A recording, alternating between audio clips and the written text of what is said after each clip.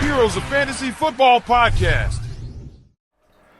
What's going on, everyone? Welcome into another episode of the Heroes of Fantasy Football Podcast. I'm your host, Matt High, joined tonight by Chris Felice and Richie Kopeck. Rich, I want to start with you. How are you doing through the first 5 weeks of the fantasy season? Splendid, my good sir. Splendid. It's been a great ride so far. I've only really lost out last week. I had one bad week so far, but I'm still 4-1 in most places, and making some good trades. I feel some interesting things going on this season, so it's opening some doors for some opportunities that I feel like you wouldn't normally get. So it's been a crazy ride so far, but it's football. Yes, it is. Chris, how about you? Yeah, I'm doing good. The 2 weeks ago, horrible time. Past week went fantastic, right? I'm looking to kind of keep on the rebound here and kind of chug on through to the midpoint of the season here. Nice. So, we are recording this on Wednesday night. We were doing our usual starts and sits show. So without further ado, let's jump into our starts of the week.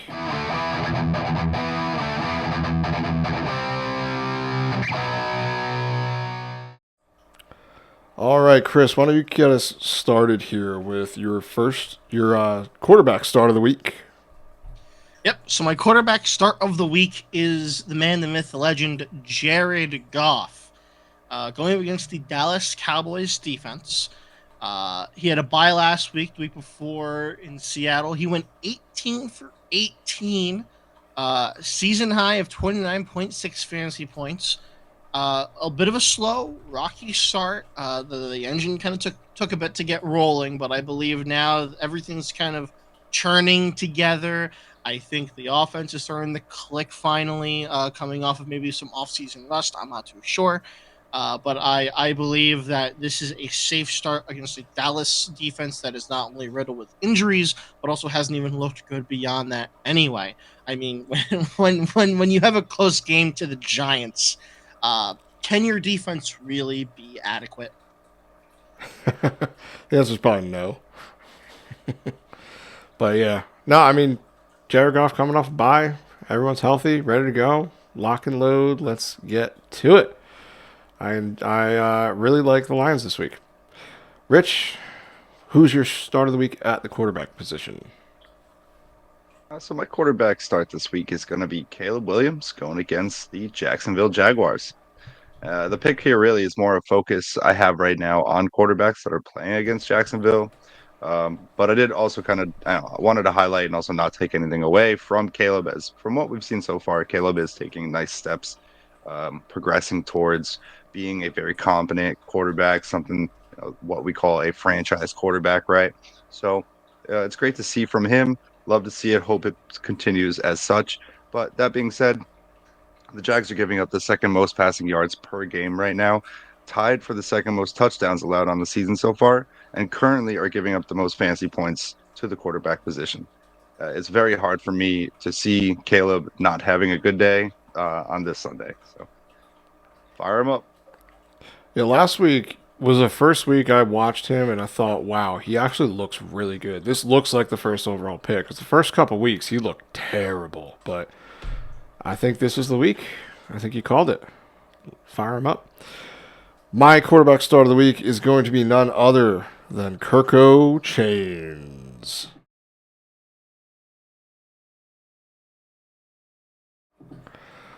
So, it is time to chase the points and the matchup here. Going up against the Carolina Panthers, Kirk Cousins.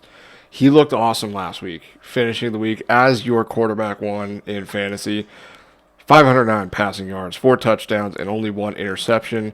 I'm looking for this offense to stay on the hot streak going against Carolina, who are allowing about 20 fantasy points per game to opposing quarterbacks, which is, I think, 4th or 5th highest in the league. So we're going to just sit here and watch the points roll in. We're going to let the good times roll and start Kirko Chains. Yeah, that makes sense. I think I'm willing to start most quarterbacks against the Panthers defense. I'm especially willing, especially after last week, to start Kirk O'Chains. My apologies. Uh, After last week, 100%. But yeah. With that being said, if none of you mind, I'll jump right into the running back portion of our list here. I'll start with my guy for the week, someone that I kind of lashed out at a couple weeks ago, and has since kind of perhaps regained a step. I might shoot myself in the foot for this. DeAndre Swift going up against once again Jacksonville Jaguars is my start for the week. I'm gonna piggyback what Richie said. This Bears offense looks like a cohesive football team all of a sudden. It was kind of like a flick of a switch, right? All of a sudden, they're there, right? They're on. They're making actual plays, utilizing the players, everything from the line to the quarterback, and now even DeAndre Swift. I especially going against this, as once again Richie had stated, this horrific Jags defense. I see this as a very, very easy start. And if he keeps producing numbers like this, which you hope he does, I have my reservations, but I think at least this week you're safe. I think this week you're safe. I don't know if he'll keep it up the rest of the season, but for now, start him with confidence. That's kind of where I want to start. I want to ask a question before we move on to Rich's running back start. Is DeAndre Swift? He kind of sucked the first couple weeks of the season, and now we've gotten this little bit of a resurgence. He's being worked in more in the offense, and it looks like he's actually part of the game plan. Is this someone you're willing to? Are you trying to sell high on him, or are you looking more? This is the offense. This is when they're the best. Is when they're getting him the ball. So, Rich, I want to hear from you first because I know you in one of our leagues you just traded him away. So, was that the opportunity? You just said it was dynasty, so it's a little different. But what are your thoughts? No, yeah, that's really what it is. Is that to start, it is dynasty, and in that league, I have kicked it to next year. Taking some draft picks, and with that, I had DeAndre Swift. I acquired him through another deal that I made earlier in the season, and I knew that later in the year, during the season, I planned on moving off of him. I just was hoping he was going to stay healthy. And as we see every year, backs do fall. It's just inevitable. This is a tough sport. So with that, I mean, this is a couple week span here where DeAndre Swift is going to produce. I mean, these last week, this week, and I think the next two matchups are great for him right now. So this is really a sell high window on him and see what you can get. I mean, I at the beginning of the year wasn't able to get anything higher than really like a third round pick for him, and I managed to trade him for Deontay Johnson and Alec Pierce. I also paired it with sending away Khalil Herbert.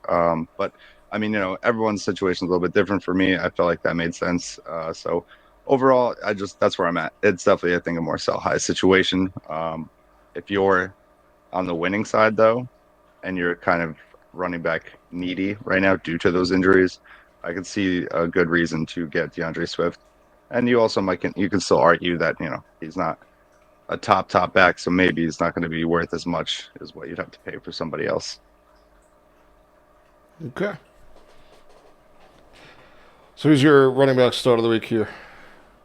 Oh, yes, so then I will then just run in there. My apologies. But yeah, so my guy this week is gonna be Najee Harris going against the Raiders. I know it's not the greatest season or not what we really expected from Najee. He's only been over 10 fantasy points and half-point scoring once this year. So it's been kind of lackluster to say the least. But I think Najee will have himself an actual good day out there this week. The Raiders are giving up the fifth most fantasy points to the running back position and allowing 5.2 yards per carry right now. So it's something that I think is a bit of an exploit. I know right now the Raiders are kind of in a downward spiral, how they're all in the quarterback controversy there in week 6. So I don't exactly know what we're going to see from the Raiders, but I don't think it's going to be great. I also hear that there's, a lot of issues across the board as far as, just small injuries and things like that. So they're banged up.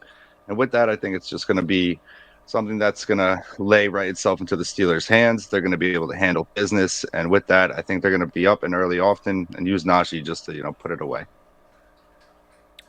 All right, I'm going to jump in here with my running back start of the week. It's going to be Tony Pollard going against the Indianapolis Colts.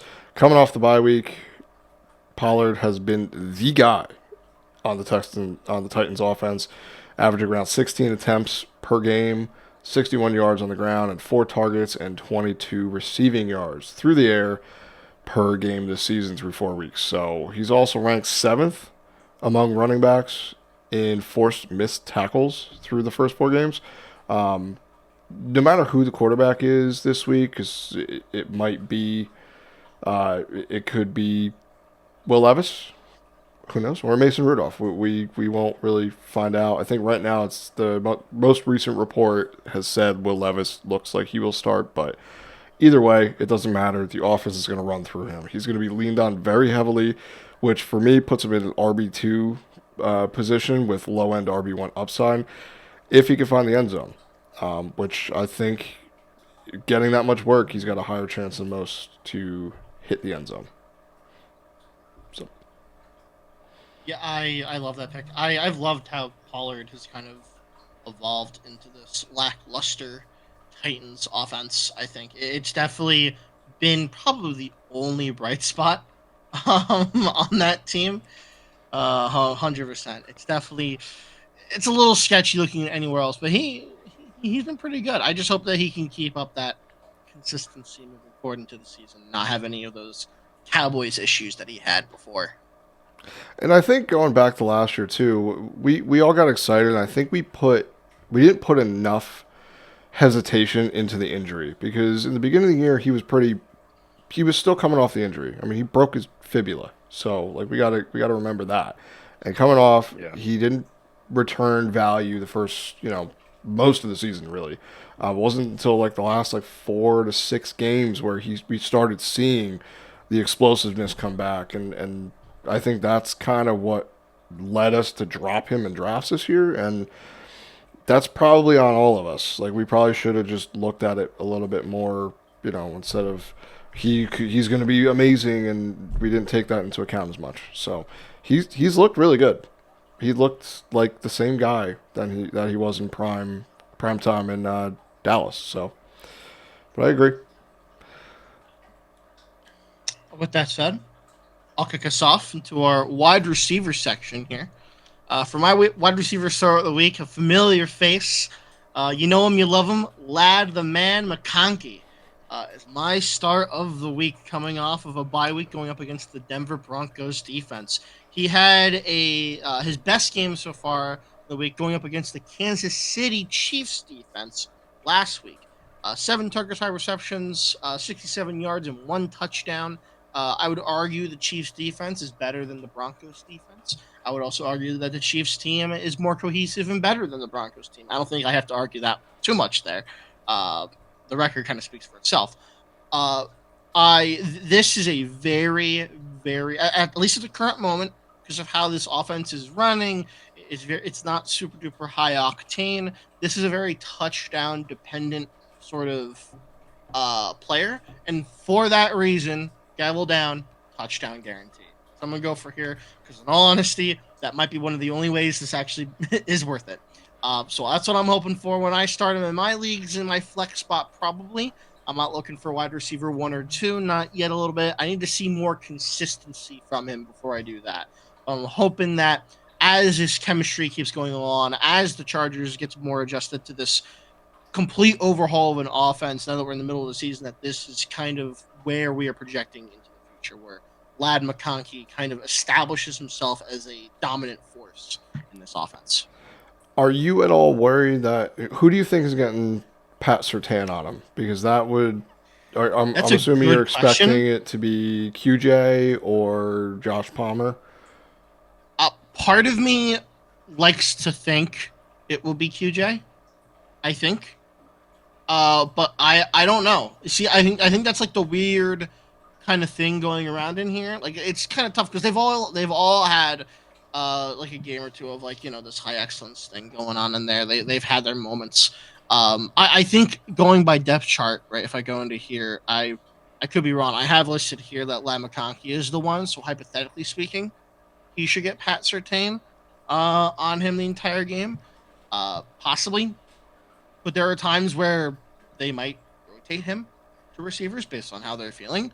So I think it's going to be a little hard to judge in a sense. It kind of sucks you're taking that gamble of if Surtain is on him the entire time. I'm sorry.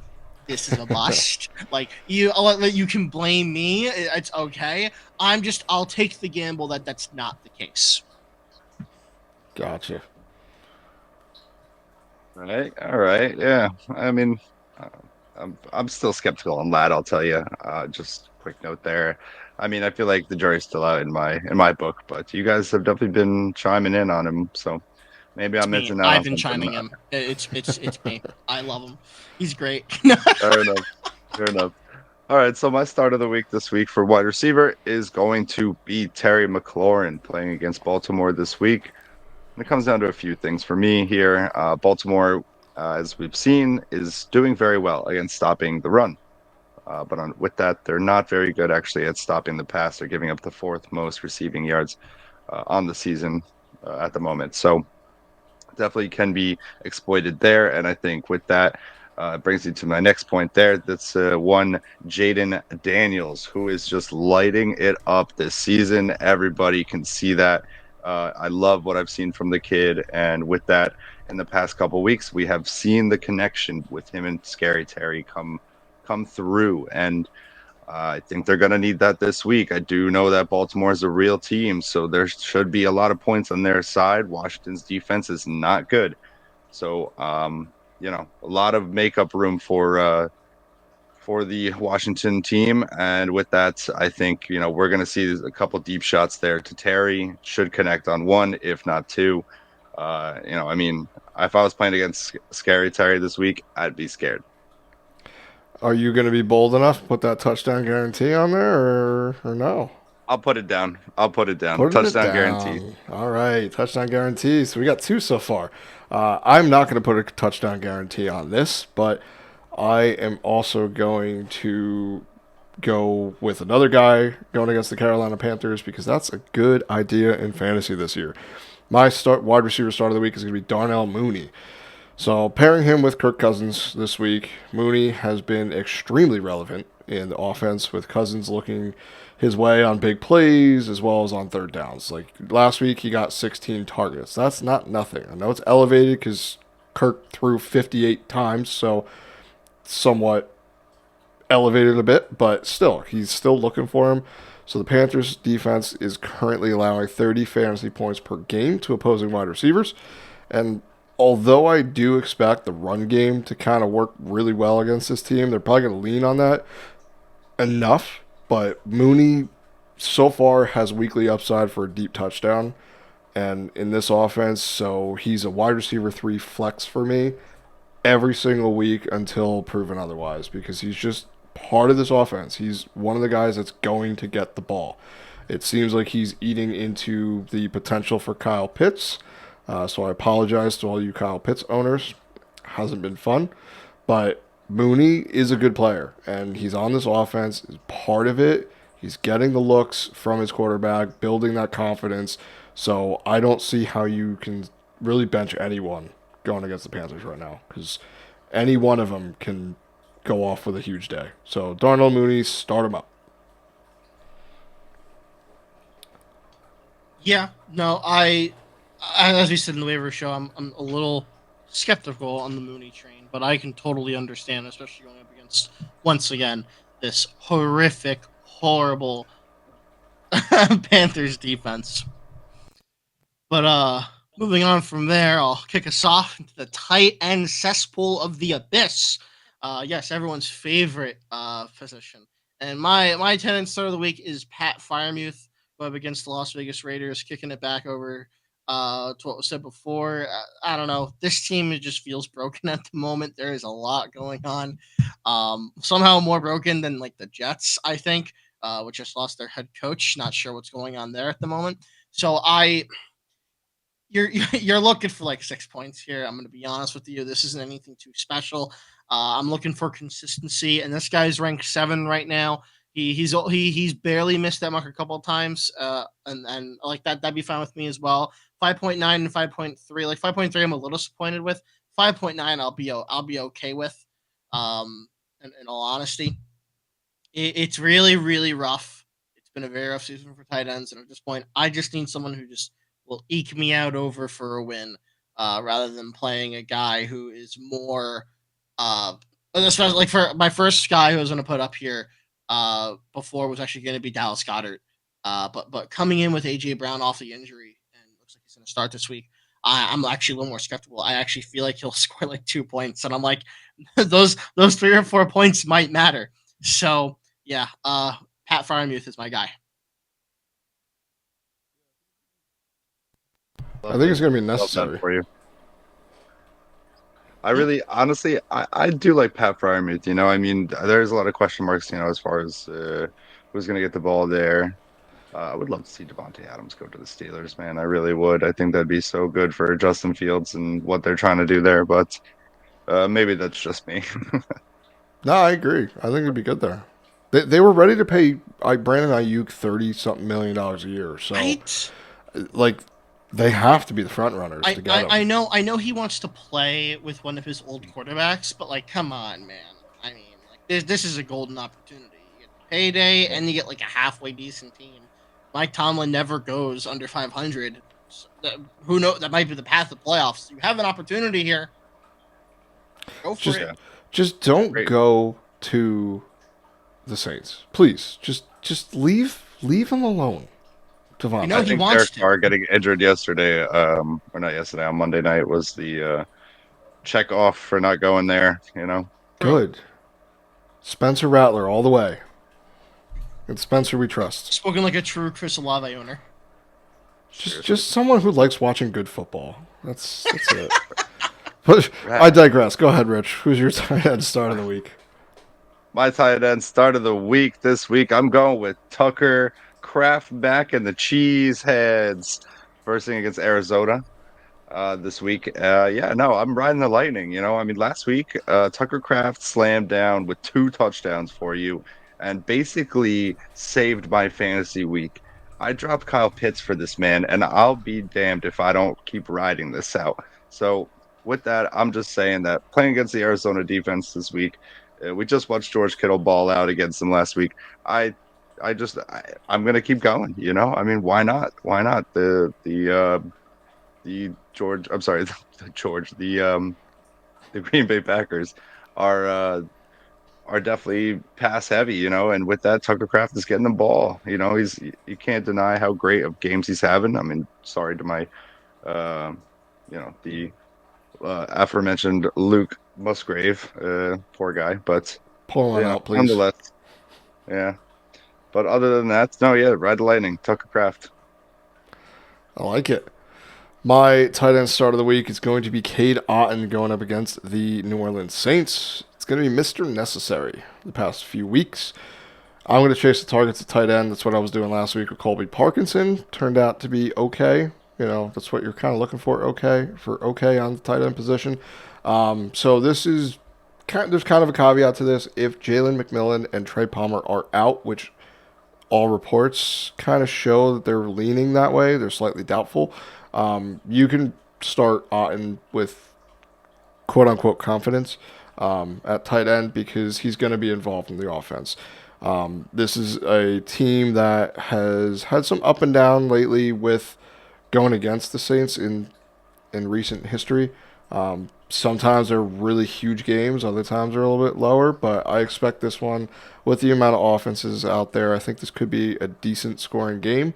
Now that Derek Carr is no longer there, we're going to see what Spencer Rattler can do. If he can stay with the Buccaneers, I think this could be a good game. And Baker might need to throw a little bit more. In division matchups, so that's usually decent. They're not going to just kind of run away with it, and if they do, chances are points galore. So I'm going to start Cade Otton. I think that's fair. Doesn't feel good, but No. no one does. Yeah. Yeah, that's what I was about to say. I don't feel good playing K Dot, but I guess in this type of landscape, oh yeah, we're playing K Dot. Yeah, it's sad. Speaking of sad, let's jump into our sits of the week.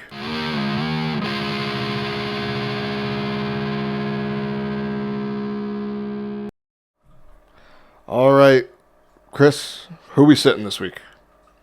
Yeah, so but my sit of the week is kind of there's a connection here and there's a reason to it. My sit of the week is Devin Singletary on the New York Giants going up against the Cincinnati Bengals. Now, he was questionable in practice on Wednesday. There's a chance he might not play, right?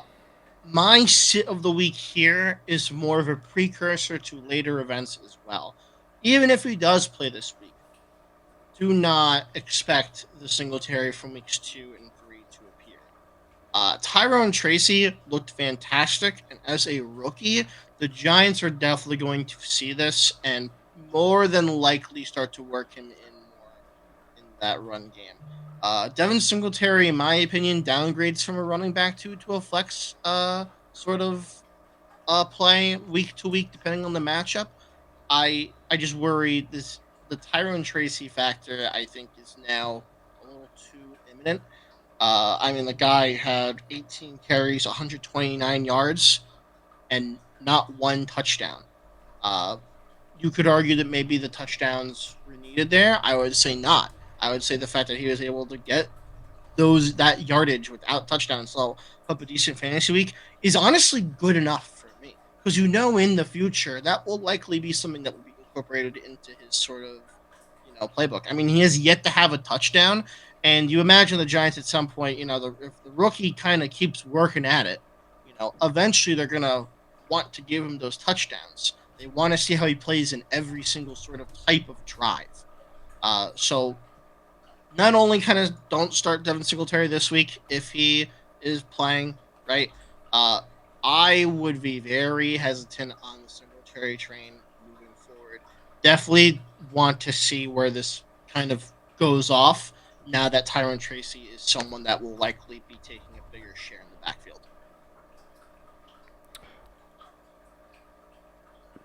All right, Rich, go ahead. I thought you were going to say something, but no, I just wanted to chime in real fast about that. I mean, as a Giants fan, kind of been watching that, and I also have Singletary and Tracy, and yeah, it's I think it's going to start to lean that way, So definitely would try to avoid Singletary this week, if possible. I agree there.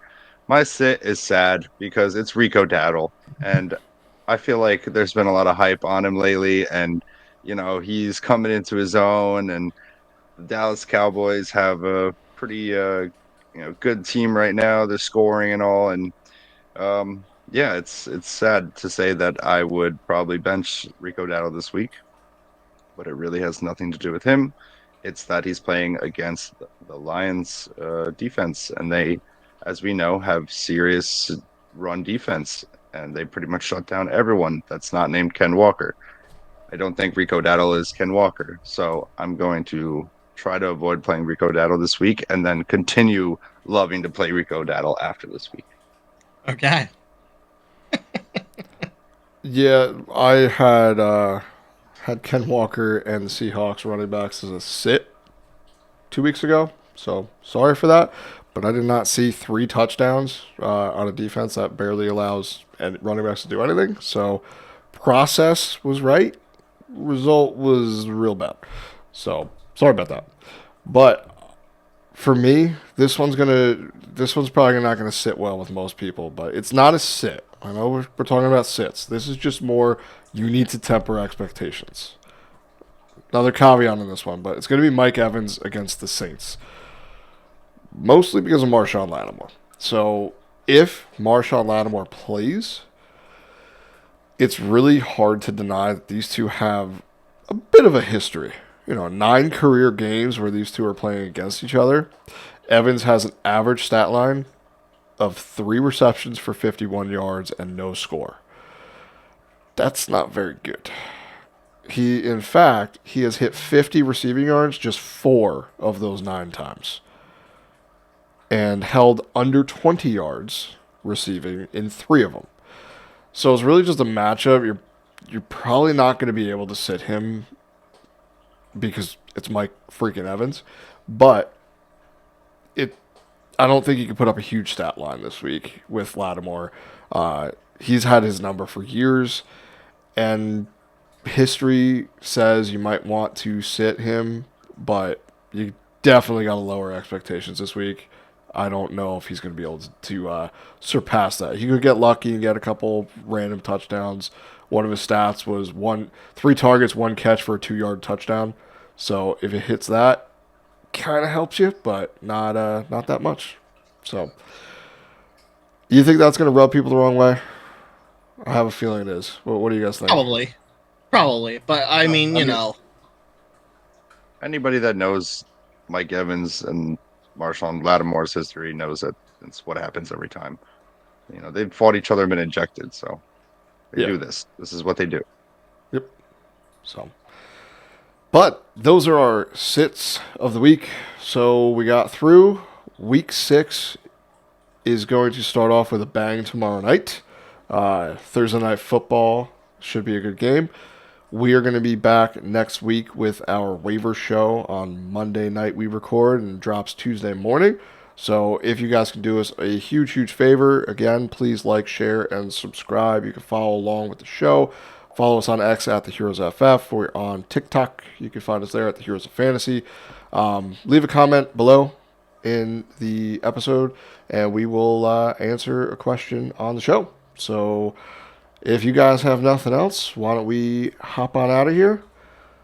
As always, good luck, have fun. See you later. Enjoy week 6. Thank you again for tuning in to another episode of the Heroes of Fantasy Football podcast. Follow us on Twitter at The Heroes FF.